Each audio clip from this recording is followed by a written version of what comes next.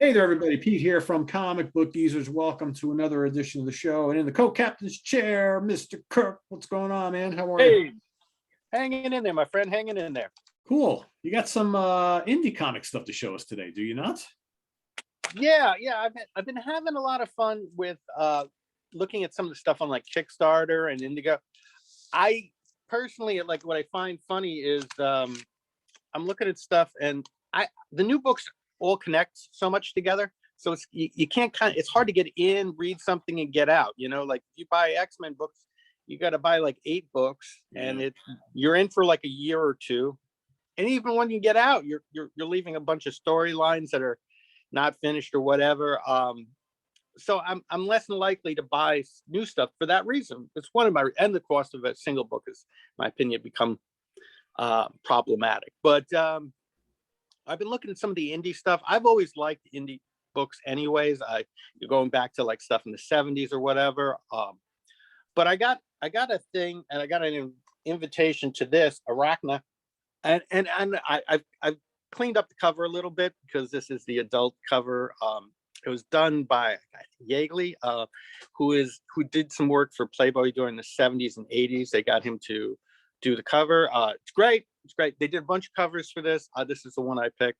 But there is a more tame version. But the art here is really pretty good. I'm gonna show some of it here just to kind of give you a taste for the work that's being done on it. And it's a good book. It kind of reminds me of like Spider-Woman with Venom thrown in. They definitely give you a lot of stuff. This book kind of starts it off. This is the number one. I think it's still available, Indiegogo. But as I said, this is an adult book in the aspect that there's a lot of blood, and there's definitely nudity in the book. So I would not suggest getting this for like your 12-year-old nephew. But a solid book. They were very generous with the free stuff with it, because they were like, they give you a bunch of trading cards, cool. Print. They give you a whole bunch of stuff with the book.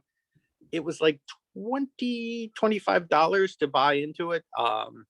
And as soon as the book was done, they mailed it out to us. I think it was in October. So it was a definite good deal. They're supposedly working on issue 2, which I'm kind of interested to see, and I will be purchasing that as well.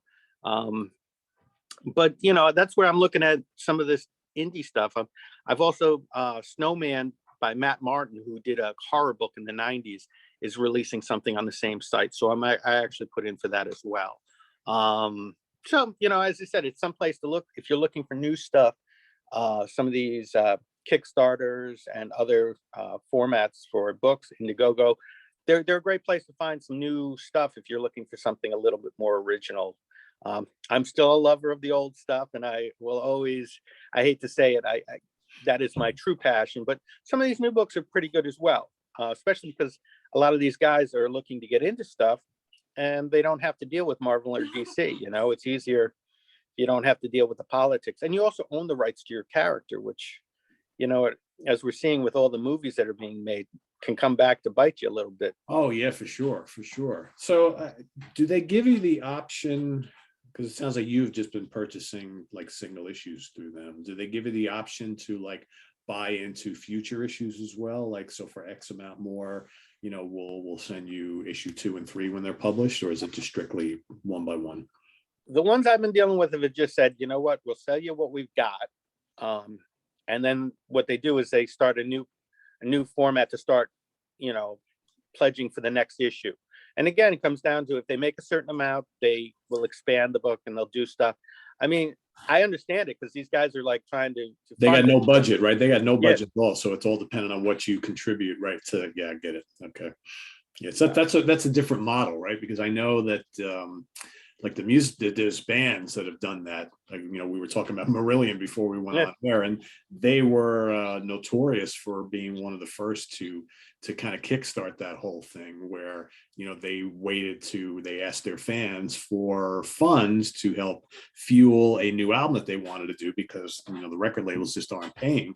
And after they received a certain amount of money from the fans, and they apparently made their goal, then they went and recorded the album, and everybody who put in money, of course, got their name listed in the album. I think got a copy of the album and whatnot. So yeah, I mean, that's something that happens more and more. So it's not surprising that the comic world has started doing something like that as well.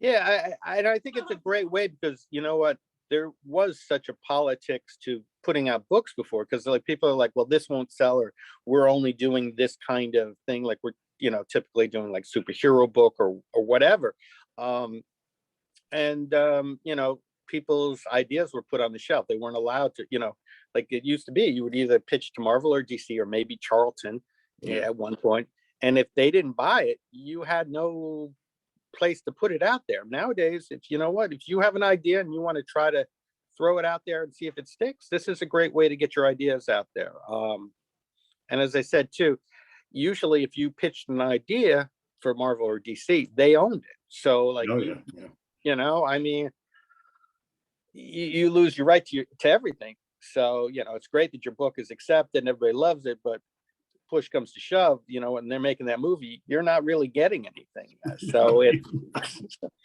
definitely not. So this is a great process. I like this because, as I said, you get a chance to kind of look at different stuff and you see where people are, working it, and it gives an opportunity for new people in the field, hopefully, to establish themselves. So we'll see. Cool. But I'm going to buy number 2. I think it's well worth doing the run. So before we go, just hold that up again so folks can jot down the title and and Arachna, Arachna. And actually, I'll show you the back of the book, because they did list this as for the possibilities of book 2. Gotcha. So as I said, definitely great. It's X53 Studios is listed as the creators of this book. Just some really solid stuff. As I said, I like it. And we'll see what happens. As I said, they got me for 2 books at least. Hey, see how it goes, right? Yeah. Cool. So thanks for watching, everybody. If you're interested, please go check that out. And I want to thank Kirk for showing that off here. And make sure you subscribe to the channel if you haven't already, and click on that notification bell so you get alerted of all of our videos as they post every Wednesday and Friday. So for Kirk, I am Pete. Thanks for watching, everybody. See you real soon. We've got the link to our merch page below too if you want to get a comic book geezer shirt or coffee mug. I have a coffee mug here somewhere. I don't know where it is. Here we go. This is what you can get yourself. The Adventures of Wood. You can get it on a shirt or on a coffee mug. So that link. The ultimate Christmas gift, right? The ultimate Christmas gifts. Great stocking stuffers for the whole family, right? So so please check them out. And thanks for watching. We'll see you next time. Take care.